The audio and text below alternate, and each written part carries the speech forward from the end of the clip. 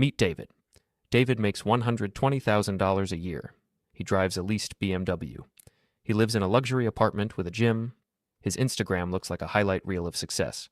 But if you looked at his checking account on a random Tuesday, you'd see exactly $412.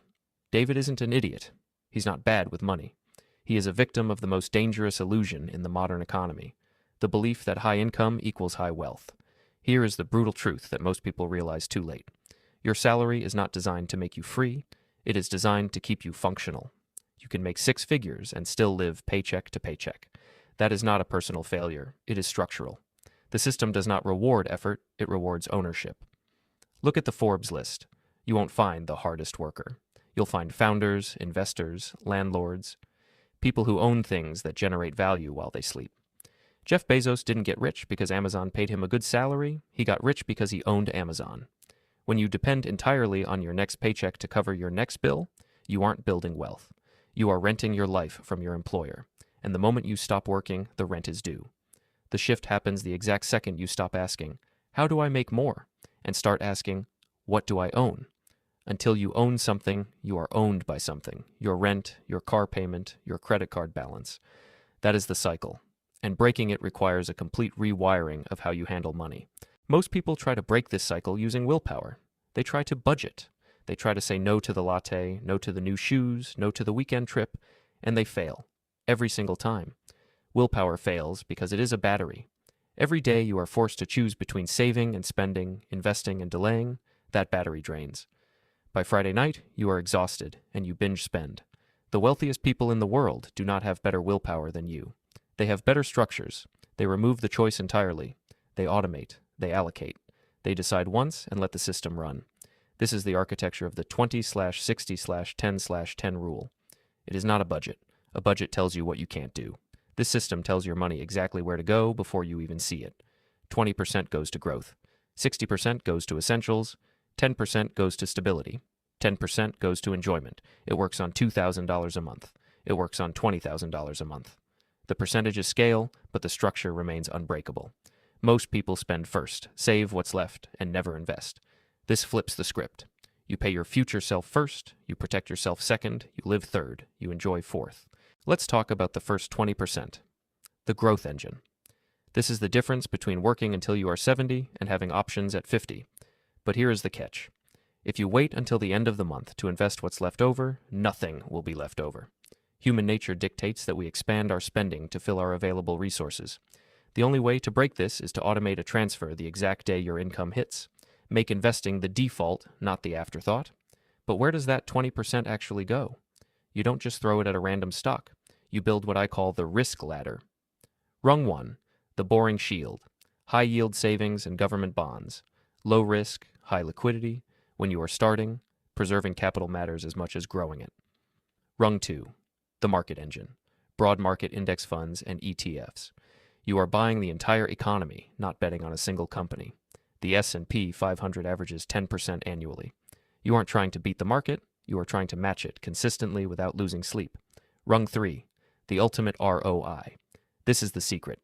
The highest return on investment isn't financial, it's you. High income skills, copywriting, sales, coding, digital marketing.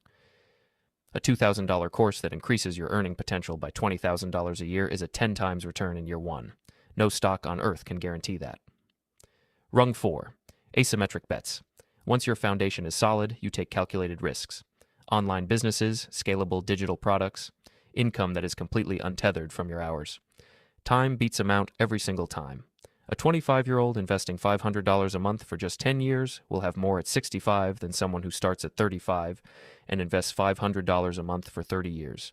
That is the magic of compounding. Starting now, even small, matters more than waiting to be perfect. Now, the next 10%, the stability shield. Most people think they have a money problem. They don't. They have a stability problem. One car repair becomes a credit card balance. One medical bill derails 6 months of progress.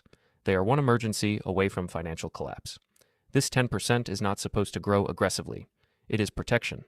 It is the moat that prevents you from liquidating your growth assets at the worst possible time. When the market drops 30% and your car breaks down, you don't sell your stocks at a loss. You pull from the shield, calculate your monthly essential expenses. Multiply that by 5 or 6, that is your target. Keep it in a high-yield savings account. And here is the golden rule. The moment you use this fund, you replenish it before anything else. It is a loan to yourself that gets paid back first. Then we have the 60%, the essentials anchor. This is where most people lose the game without realizing they are playing it. They get a raise and immediately upgrade their apartment. They finance a nicer car because they deserve it. Income goes up, lifestyle goes up, and somehow they are still stressed. That is lifestyle inflation, the silent wealth killer. Looking rich and being wealthy are opposites. One is about appearance, the other is about options. Let's look at the math. If you make $5,000 a month, your essentials cap is $3,000. If your rent is $1,800 and your car payment is $500, you have already used 77% of your essential budget before you even buy groceries. A $500 monthly car payment over 10 years is $60,000. But if you invested that $500 at an 8% annual return, it would be $73,000. You aren't choosing between a nice car and a boring car. You are choosing between a car and your financial freedom. Cap your essentials at 60%, downsize strategically, buy a reliable used car, force yourself to make smarter decisions. Finally, the last 10%, the sanity fund. Here is what happens when you cut too hard. You burn out, you break the system, you binge spend out of resentment. Extreme restriction doesn't build wealth, it builds emotional backlash. This 10% is your guilt-free spending. It is a fixed percentage, not a fixed amount, so as your income grows, your fun money grows. Use it for concerts, dining out, hobbies, travel. No justification required, no guilt attached.